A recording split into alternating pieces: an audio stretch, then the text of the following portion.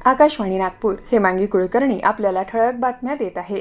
पश्चिम आशियात सुरू असलेल्या युद्धाच्या पार्श्वभूमीवर इराणच्या नियंत्रणात गेलेली होर्मुझची समुद्रधुनी पुन्हा खुली करण्याची भारताने मागणी केली आहे। परराष्ट्र सचिव विक्रम मिस्री यांनी ब्रिटनच्या पुढाकाराने आयोजित बहुपक्षीय बैठकीत ही भूमिका मांडली। या संघर्षात जलमार्गावर आपले नागरिक गमावणारा भारत हा एकमेव देश असल्याने त्यांनी हे स्पष्ट केलं। ब्रिटनने आयोजित केलेल्या या आभासी बैठकीत 60हून अधिक देश सहभागी झाले होते। बैठकीचा मुख्य उद्देश होर्मुझ समुद्रधुनीत सुरक्षित आणि निर्बाध जहाज वाहतूक सुनिश्चित करणं हा होता। या संकटामुळे जागतिक तेलाच्या किमतीत मोठी वाढ होते आहे। परराष्ट्र मंत्रालयाच्या निवेदनानुसार मिस्री यांनी आंतरराष्ट्रीय जलमार्गांमध्ये मुक्त नौवहनाच्या तत्वावर भर दिला आहे। निवडणूक आयोगाने 2026च्या राज्य विधानसभा निवडणुका आणि पोटनिवडणुकांदरम्यान मतदानाच्या दिवशी सर्व कर्मचाऱ्यांना पगारी रजा देण्याबाबत निर्देश जारी केले आहे।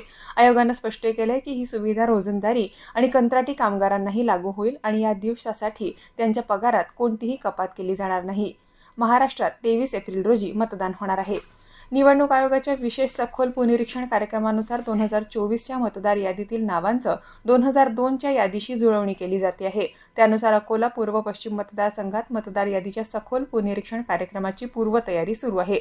स्थानिक ठिकाणाचे मतदान केंद्रस्तरीय अधिकारी BLO घरोघरी जाऊन प्रत्येक मतदाराच्या नावाची 2002च्या मतदार यादीशी जुळवणी करत आहे। नातेवाईकांच्या अंत्यसंस्कारासाठी दुचाकीने जात असलेल्या महिलेचा अवैध वाळू वाहतूक करणाऱ्या ट्रकच्या धडकेत गोंदिया जिल्ह्यात तासगाव इथं जागीच मृत्यू झाला, तर त्यांची मुलगी गंभीर जखमी झाली असून तिच्यावर सामान्य रुग्णालयात उपचार सुरू आहे।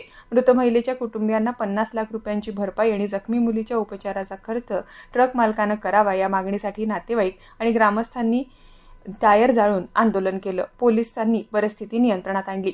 श्रीमद भगवद्गीतेचा अभ्यास आणि संस्कृत भाषेचा प्रसार या उद्देशाने गीता परिवार आणि संस्कृत भारती यांच्या संयुक्त विद्यमाने जाणून घ्या गीता शिका संस्कृत या विशेष उपक्रमाची सुरुवात 5 एप्रिलपासून करण्यात येणार आहे। हा निःशुल्क उपक्रम सेवा सदन शिक्षण संस्था झाशी राणी चौक सीताबर्डी इथं दर रविवारी सकाळी 8:30 ते 10 या वेळेत आयोजित केला जाणार आहे।